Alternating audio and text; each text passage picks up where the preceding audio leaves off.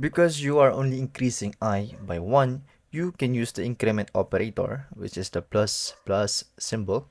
This operator increases the value of a variable by 1, updating the assignment for that variable.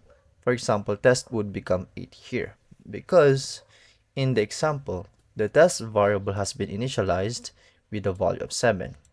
And then we took that variable and added the increment operator, which adds the variable by 1. Therefore, 7 plus 1 would value the output of 8. In our case, we have to replace our addition assignment with the increment operator for our loop iteration.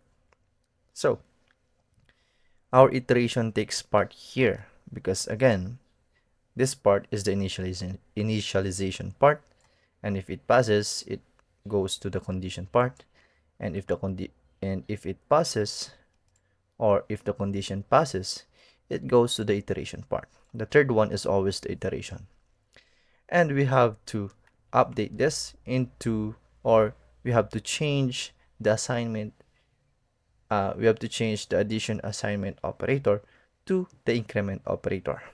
So all we have to do is to get rid of this and let it be I and use the increment operator. So it adds the variable by 1. Nice.